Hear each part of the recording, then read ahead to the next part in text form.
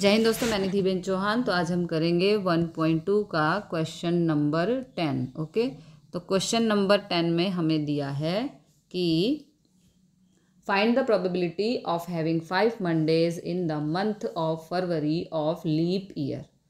तो यहाँ पे देखो, हम लीप ईयर की बात कर रहे हैं। लीप ईयर मतलब जिसमें फरवरी में कितने दिन होते हैं? 29। ओके, तो लीप ईयर में टोटल यदि हम देखें तो 366 डेज होते हैं और उसके फरवरी महीने में 29 दिन होते हैं।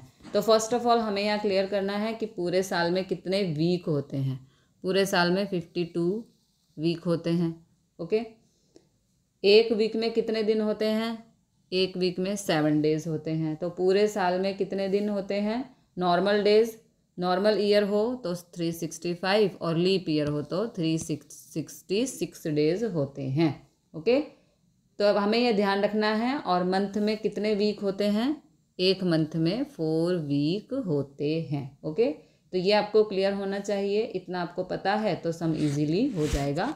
तो फर्स्ट ऑफ ऑल जो फरवरी है, लीप ईयर बोला हुआ है, तो टोटल डेज इन फरवरी यहाँ पे हम लिखेंगे total days in February in leap year कितने दिन होते हैं? 29 डेज। ओके, उसके बाद आपको पता ही होगा कि फरवरी में कितने वीक होते हैं। तो 7 डे एक वीक में 7 डेज होते हैं। ओके, तो 7 days in a week. Okay, तो 4 वीक में कितने हो जाएंगे? 4 × 7 यानी कि 28 डेज। अब यहाँ पे एक एक्स्ट्रा है, ठीक है जी, एक एक्स्ट्रा है बिकॉज यहाँ पे 29 डेज हैं फरवरी में लीप ईयर में। लेकिन जो नॉर्मल हमारा जो कैलकुलेशन बताता है वो 7 डेज इन अ वीक। तो 4 वीक में कितने दिन? 28, और यहाँ पे एक हमारा एक्स्ट्रा का दिन है तो 28 डे। तो 1 डे बचेगा। तो 1 डे बचेगा जो एक्स्ट्रा होगा। जो एक्स्ट्रा है वो क्या हो सकता है? वो मंडे हो सकता है, क्योंकि हमारे यहाँ पर मंडे की ही बात हो रही है ना। हमसे क्वेश्चन में यही पूछा है कि मंडे क्या 5 हो सकते हैं? तो मंडे हो सकते हैं, वो ट्यूसडे हो सकता है या वेडनेसडे हो सकता है। तो हमारा जो यहाँ पे सैम्पल स्पेस बनेगा, भाई जो उन्होंने पूछा है वो तो मंडे की बात की है, लेकिन जो हमारा सैम्पल स्पेस है वो तो सातों में से कोई भी हो सकता है। तो यहाँ पर हम लिख सकते हैं Monday, Tuesday, Wednesday, Thursday, Friday, Saturday या संडे। ओके जी, Monday, Tuesday, Wednesday, Thursday, Friday, Saturday, Sunday, इन सातों में से कोई भी हो सकता है। लेकिन जो यहाँ पर बात हो रही है वो किसकी हो रही है? मंडे की। किसकी पूछ रहे हैं? वो मंडे की बात कर रहे हैं। तो अभी ये सैम्पल स्पेस जिसे हम यू कहते हैं, यू के साथ लिखते हैं, लेकिन इससे पहले यहाँ पे एक लाइन लिखेंगे। क्या लिखेंगे? एक लाइन हम लिख सकते हैं यहाँ पे, in a week every day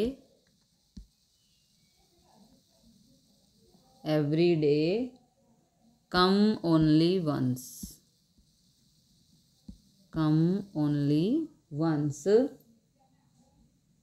4 week every day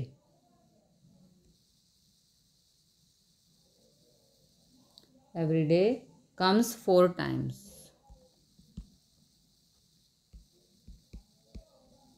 Okay, in a week every day come only once, 4 week every day comes 4 times. Okay, ये लाइन हम यहाँ पर लिख सकते हैं। तो ये आपको पता ही है। तो उसके बाद आपको लिखना है the sample space for extra 1 day is express as follow. मतलब वो कुछ इस तरह से हो सकता है, टोटल पॉसिबल आउटकम जो n बोला जाएगा। तो देखो 1 2 3 4 5 6 7, तो ये हो गया हमारा n बराबर 7, ठीक है। तो अभी हमें m चाहिए, तो उसको बोला है कि इवेंट ए में लिखेंगे। अब यहाँ पे हम लिखेंगे इवेंट ए में हम क्या लिखेंगे, event that having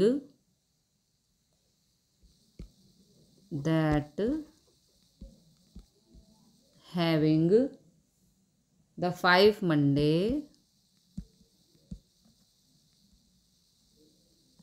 Monday in the month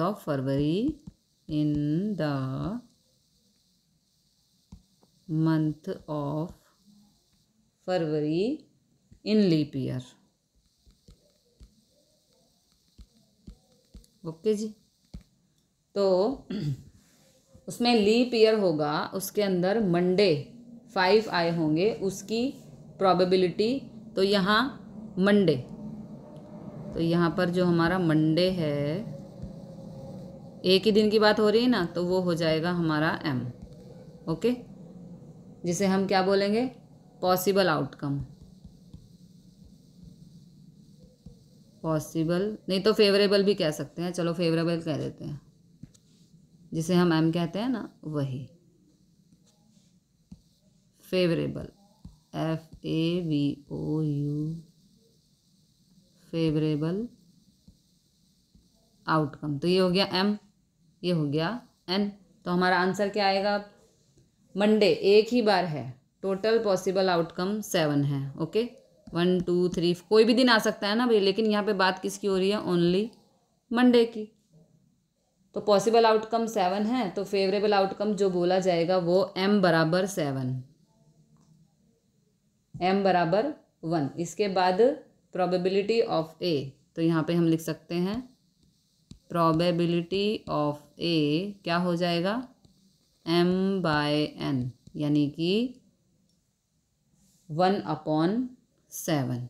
okay, क्योंकि m हमारा 1 है, मंडे की बात हुई है ना, तो वो एक ही तो है, और n हमारा 7 है। ओके, तो अब चलते हैं अगले क्वेश्चन की तरफ।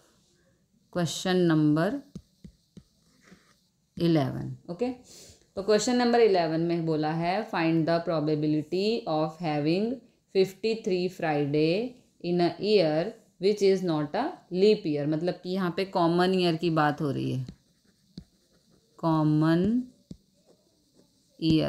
ईयर में कितने दिन होते हैं, 365। ओके, तो leap year which is not a leap year, जो कि लीप ईयर नहीं है, दैट मीन्स वो क्या है, कॉमन ईयर। ओके, तो सबसे पहले ये ईयर की बात कर रहे हैं। जब ईयर की बात हो तो आपको ध्यान में रखना है कि आपको पहले ईयर से शुरू करना है। इन द ईयर कितने दिन होते हैं, 365 डेज होते हैं। तो हमें पता है हर ईयर में 52 वीक्स होते हैं, 52 वीक्स। ओके, वीक्स होते हैं भाई 52। तो दिन कितने होते हैं, 52 इंटू 7 यानी कि 364। ओके, वीक होते हैं 52। अब एक वीक में क्योंकि 7 डे होते हैं, तो यहाँ हम लिख सकते हैं in a week there are 7 days. Okay, तो 52 इंटू 7, तो पूरे साल में कितने दिन आए, 364 आ रहे हैं। तो यहाँ पे 1 डे एक्स्ट्रा हो गया, 1 डे एक्स्ट्रा। ओके, 7 डेज करते हैं तो 52 इंटू 7 364 आता है। और जो 1 डे करते हैं, लेकिन 52 इंटू 7 364 डेज होते हैं, और जो एक्स्ट्रा बचा है तो वो क्या हो सकता है, तो जो एक्स्ट्रा बचा है, जो 1 डे हमारा एक्स्ट्रा बचा है, वो 7 दिन में से कोई भी हो सकता है। तो ये बन गया हमारा सैम्पल स्पेस, क्योंकि 7 दिन में से कोई भी हो सकता है ना वो। तो हम यहाँ पे लिख देंगे Monday, Tuesday, Wednesday, Thursday, Friday, Saturday और संडे। ओके, यानी कि Monday, Tuesday, Wednesday, Thursday, Friday, Saturday या संडे, वो कोई भी दिन हो सकता है हमारा। जो वन डे एक्स्ट्रा है वो कोई भी दिन हो सकता है। तो ये हो गया हमारा sample space. Okay, sample space हो गया, इनमें से कोई भी हो सकता है। तो यहाँ sample space for extra one day is express as follow, और पॉसिबल आउटकम जो बोला जाएगा वो 7 बोला जाएगा, यानी कि n बराबर हमारा आ गया 7, यानी कि ये हो गया टोटल पॉसिबल आउटकम। अब हमें m फाइंड करना है, ठीक है।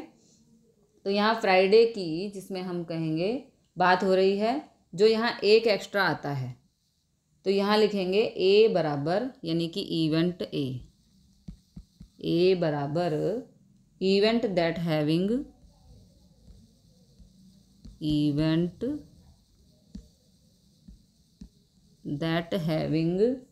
द 53 फ्राइडे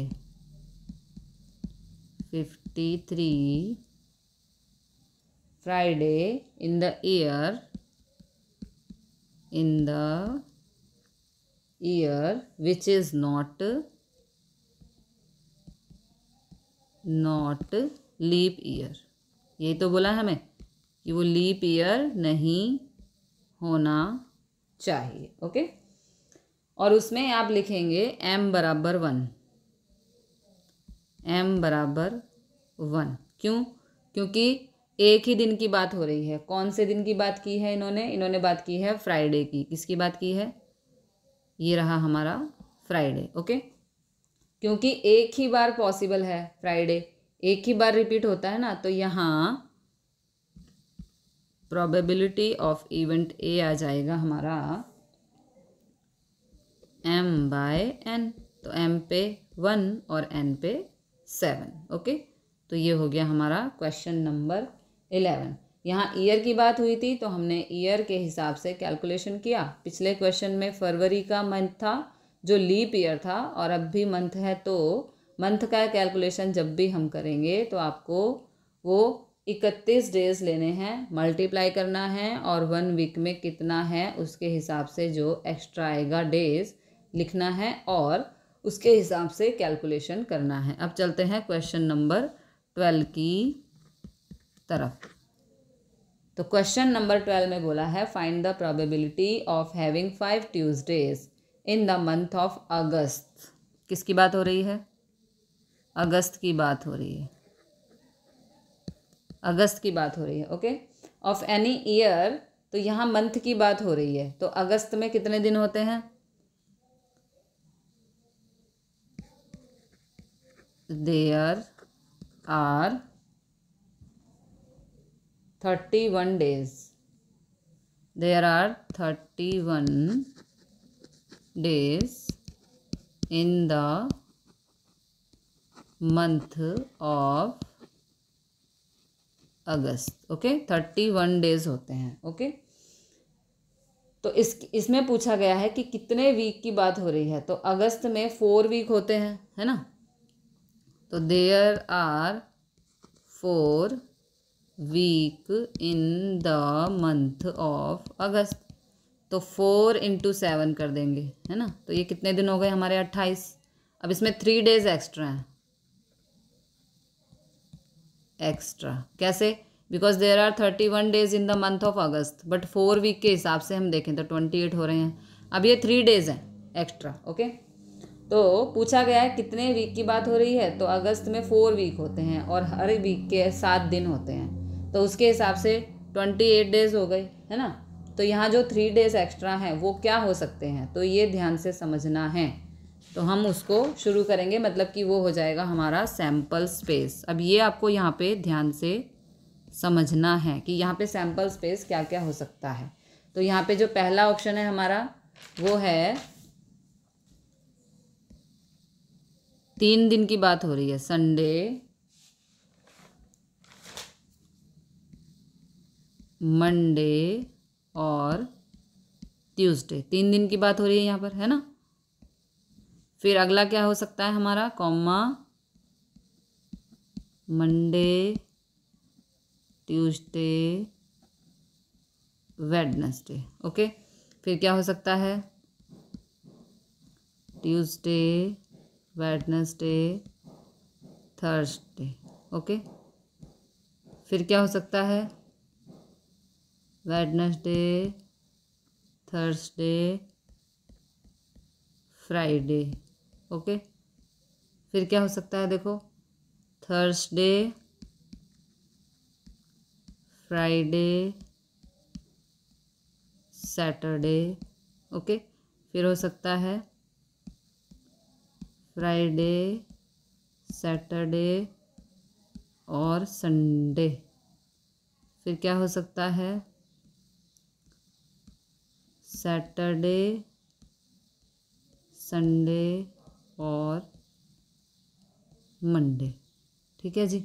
अब अगर हम इससे आगे जाएंगे तो संडे, मंडे, ट्यूसडे ये रिपीट हो जाएगा। ये वाला जो ऑप्शन है हमारा वो रिपीट हो जाएगा, और आपको पता है कि सैम्पल स्पेस में रिपीट नहीं होना चाहिए। ओके, और तो यहाँ पे हमने जब तक संडे आया, ठीक है, जब तक संडे आ जाएगा ना, इसके बाद ही संडे आ जाएगा वापस, तब तक हमने ये पेयर बनाए। संडे से शुरू किया है ना, संडे से शुरू किया और संडे पर ख़त्म किया, तो ये हमने 7 पेयर बनाए। अब हम यहीं आगे जाएंगे और एक पेयर रिपीट हो जाएगा, है ना। यदि मान लो हम एक पेयर और बनाते हैं तो यहाँ संडे, मंडे, ट्यूसडे ये रिपीट हो जाएगा, जो कि हमें रिपीट नहीं करना है। तो यहाँ पॉसिबल आउटकम यानी कि हमारा जो n आ गया वो आ गया 7, है ना। देखो 1 2 3 4 5 6 7 ये हो गए हमारे total possible outcome, that means 7। Okay, अब हमें m फाइंड करना है। तो अब आपको कौन सा दिन चाहिए, क्वेश्चन में पूछा गया है कि यही कॉम्बिनेशन हमें चाहिए, तो ट्यूसडे 1 2 3 में आ रहा है, देखो ट्यूसडे की बात हो रही है, ट्यूसडे, ट्यूसडे और ट्यूसडे।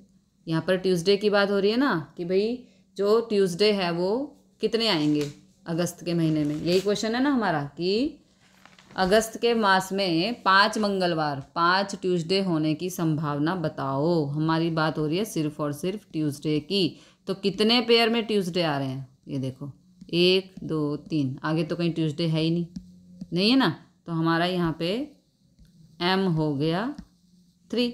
ओके, अब m भी आ गया और n भी आ गया, तो बस अब इसको लिख दो,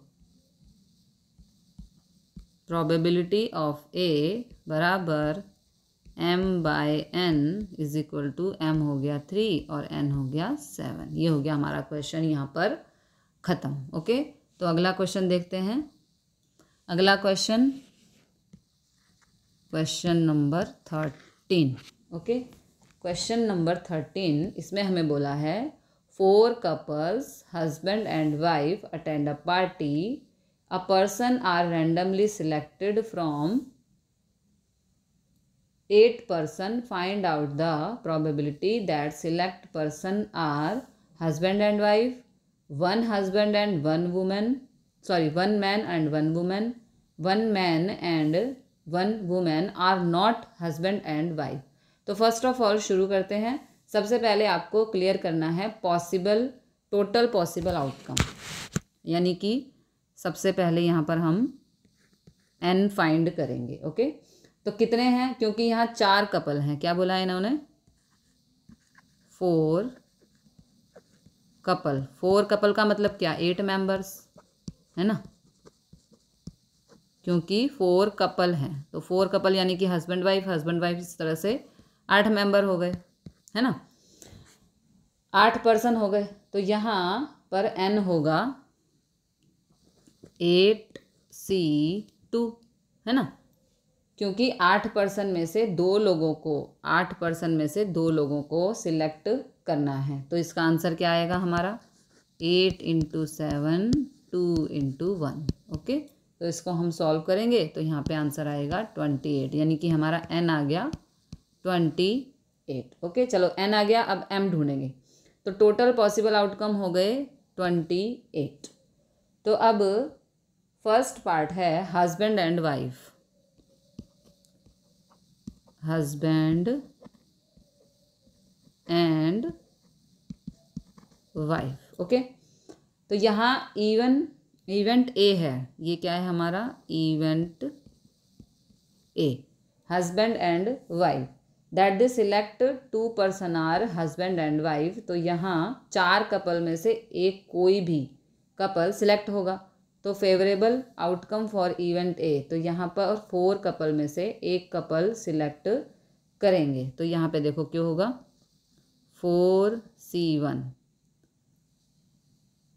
बराबर 4 आंसर आ जाएगा। ओके, तो क्योंकि देखो इसने क्या बोला है कि 4 कपल में से एक कपल को सिलेक्ट करना है, क्योंकि हस्बैंड एंड वाइफ कौन है, कपल है, तो 4 कपल में से एक कपल को सिलेक्ट कर रहे हैं। तो 4 1 जा, ये आ गया हमारा 4। तो इसके लिए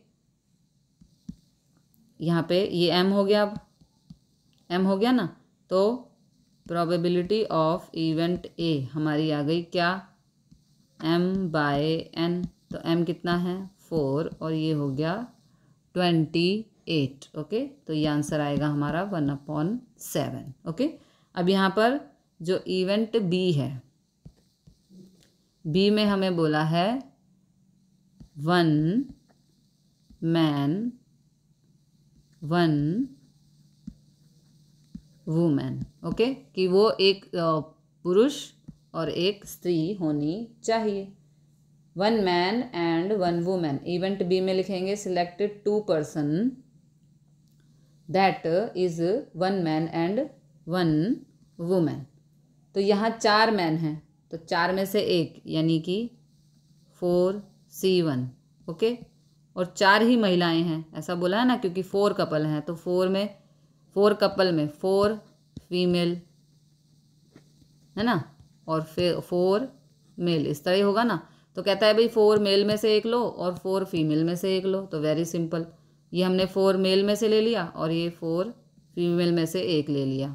तो ये आंसर क्या आएगा 4C1, 4 वुमेन में से 4C1, तो दोनों का मल्टीप्लाई यानी कि 4 × 4 यानी कि ये हो गया 16। तो ये हो गया हमारा m।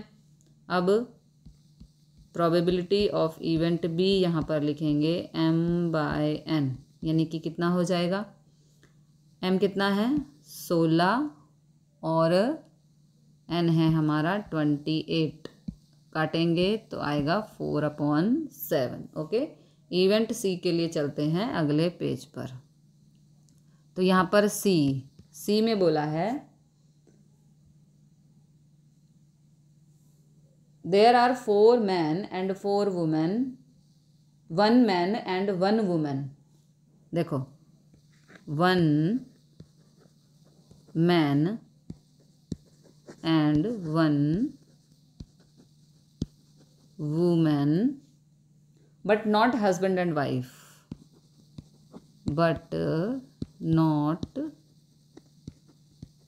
Husband and wife. उन्होंने ऐसा बोला है कि भाई आपको एक पुरुष लेना है और एक महिला लेनी है, पर वो हस्बैंड वाइफ नहीं होने चाहिए। ठीक है, वो हस्बैंड वाइफ नहीं होने चाहिए। तो हम देखो इसको कैसे कर सकते हैं, जैसे यहाँ पे M1 M2 M3 M4 और यहाँ पे F1 F2 F3 F4। M का मतलब मेल और F का मतलब फीमेल। अब हमें ऐसे 2 लोग सिलेक्ट करने हैं कि 1 man and 1 women but not husband and wife, यानी कि M1 F2 के साथ जा सकता है, F3 के साथ जा सकता है, F4 के साथ जा सकता है। ठीक है, लेकिन वो F1 के साथ नहीं जा सकता, बिकॉज हमें कपल नहीं बनाना। इसी तरह M2 F1 के साथ जा सकता है, F3 के साथ जा सकता है और F4 के साथ भी जा सकता है, लेकिन वो F2 के साथ नहीं जाएगा क्योंकि हमें कपल नहीं बनाना। इसी तरह M3 F3 के साथ नहीं जाएगा, इसी तरह M4 F4 के साथ नहीं जाएगा, मतलब कि कपल नहीं होना चाहिए। ओके, तो इस तरह से हमने ये बता दिया। तो अब यहाँ पर ये हस्बैंड वाइफ की बात हो रही है, तो ये पहला कपल, ये दूसरा, ये पहला कपल, ये दूसरा कपल, ये तीसरा और ये चौथा कपल। तो यहाँ बोला है कि M1 है जो वो F2 के साथ, F2 F3 F4 के साथ जाएगा, लेकिन M1 F1 के साथ नहीं जाएगा, ठीक है। लेकिन F1 के साथ नहीं, मतलब कपल नहीं होना चाहिए। सेम इसी तरह M2 F2 के साथ नहीं जाएगा, बाकी वो किसी के साथ भी जा सकता है, कपल नहीं होना चाहिए। तो आप यहाँ लिखोगे M, तो देखो हम यहाँ पे लिख सकते हैं, कैसे लिखेंगे, M1 जाएगा M1 F2, ठीक है। M1 F2 के साथ जा सकता है, M1 F3 के साथ जा सकता है, M1 F4 के साथ जा सकता है, लेकिन वो F1 के साथ नहीं जाएगा। फिर M2, अब M2 F1 के साथ जा सकता है,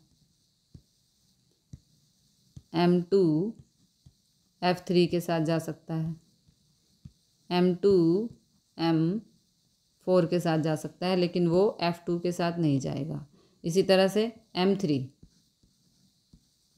F1 के साथ जाएगा, M3 है ना, अब M3 F2 के साथ जाएगा, M3 F4 के साथ जाएगा, बिकॉज कपल नहीं करना हमको, ठीक है। अब M4 F1 के साथ जाएगा, M4 F2 के साथ जाएगा, M4 F3 के साथ जाएगा, लेकिन वो किसके साथ नहीं जाएगा, M4 F4 के साथ नहीं जाएगा। तो ये हो गया हमारा U, यानी कि सैम्पल स्पेस। देखो 1 2 3 4 5 6 7 8 9 10 11 12, ओके। तो ये हमारे M आ गए, सॉरी ये U नहीं है, ये हमारा आ गया M, क्या आ गया ये M आ गया 12, ओके। और N हमारा कितना था, N था 28। तो प्रोबेबिलिटी ऑफ इवेंट C बराबर M/N, M कितना है 12 और N है 28, इसे कट करेंगे तो 3/7, ओके। इसका एक और तरीका भी है यदि आप करना चाहें तो, जिसे हम इस सम को इजीली कर सकते हैं कि यहाँ पर 4C1 लिख दें, 4C1, क्योंकि पुरुष में से कह रहा है एक होना चाहिए और महिला में से भी एक होनी चाहिए, लेकिन वो कपल नहीं हो, ठीक है। पुरुष में से एक लो और महिला में से 4 लेडीज़ हैं, लेकिन उसमें वो इसकी कपल नहीं होनी चाहिए जिसको हम ले रहे हैं। तो कपल नहीं होनी चाहिए, तो जो भी हम यहाँ लें पुरुष, उसमें से उस सामने वाले की फीमेल को हटा दो, तो कितनी महिलाएं बचेंगी, 3 बचेंगी। तो ये हो जाएगा 3C1, है ना। तो 4 × 3, यानी कि तब भी हमारा M कितना आ रहा है 12, इस तरह भी 12 आ रहा है और इस तरह भी 12 आ रहा है। तो आपको जो अच्छा लगे आप उस हिसाब से कर सकते हैं, ओके। अब हम चलते हैं क्वेश्चन नंबर 14।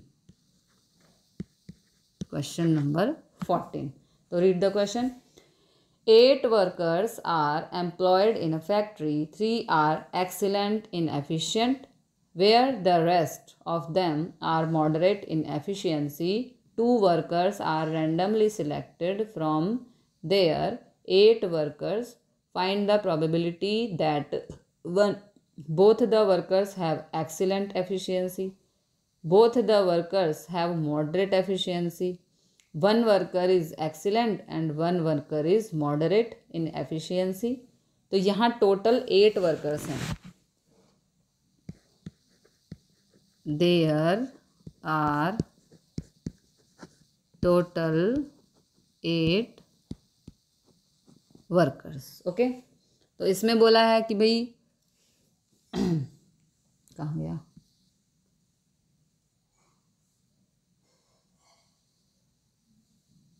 इनमें से बोला है, इनमें से 3 वर्कर में से 2 वर्कर सिलेक्ट करने हैं, तो C आएगा, ध्यान रखना है। तो यहाँ सबसे पहले टोटल पॉसिबल आउटकम पता करना है, यानी कि हमें सबसे पहले यहाँ पे N पता करना है। तो यहाँ 3 एक्सीलेंट हैं, 5 मॉडरेट कैटेगरी जिनको काम तो आता है लेकिन एक्स्ट्रा ऑर्डिनरी नहीं, वो मॉडरेट की बात हो रही है। तो टोटल लोग हैं 8, ओके। उसमें से सिलेक्ट जो करने हैं वो 2 वर्कर को सिलेक्ट करने हैं, तो ये हो जाएगा क्या 8C2, ओके। तो इसको सॉल्व कर देंगे, 8 × 7 / 2 × 1 तो आंसर हमारा आएगा 28। ये हो गया हमारा N. Okay, total possible outcome first की बात करते हैं। वर्कर एक्सीलेंट, यहाँ पे जो ए है वो बोला है वर्कर एक्सीलेंट एफिशिएंसी।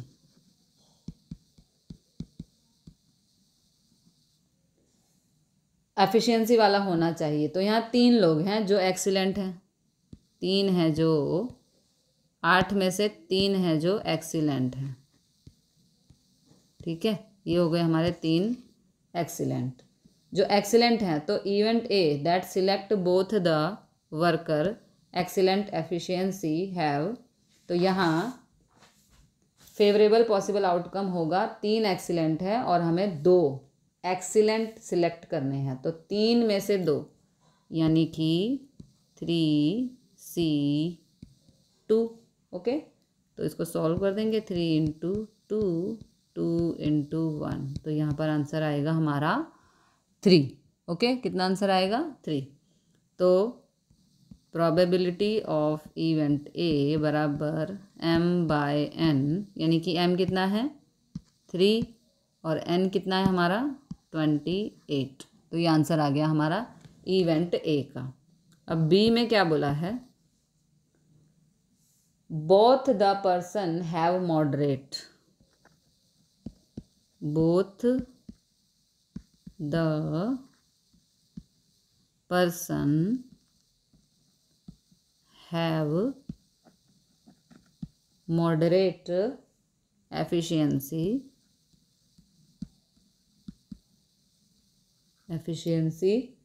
तो यहाँ इवेंट बी में मॉडरेट लोग 5 हैं। मॉडरेट कितने हैं हमारे पास, जो 8 हैं उसमें से 3 एक्सीलेंट हैं और 5 मॉडरेट हैं। ओके, उनमें से 5 मॉडरेट हैं और उनमें से 2 सिलेक्ट करने हैं। तो 5C2 हो जाएगा। तो इसका आंसर 5 × 4 2 × 1, यानी कि आंसर आएगा हमारा 10। तो ये हो गया हमारा M for event B. Okay, तो प्रोबेबिलिटी ऑफ इवेंट बी बराबर m/n। तो m कितना है 10/28 बराबर कट करेंगे तो आंसर आएगा 5/40। ओके, अब थर्ड यानी कि सी हमें दिया है 1 worker is excellent, 1 worker is excellent, 1 moderate, 1 moderate. तो सी के लिए क्या हो जाएगा, यहाँ 3 एक्सीलेंट हैं तो 3 में से 1, 3 एक्सीलेंट है ना, तो 3 में से 1 कह रहा है 1 वर्कर इज एक्सीलेंट। तो ये हो जाएगा 3C1 मल्टीप्लाई 5 मॉडरेट हैं तो 5 में से 1 है ना 1 मॉडरेट, तो 5 में से 1 यानी कि 5C1। तो ये हो जाएगा 3 × 5 = 15। तो ये हो गया m बराबर 15।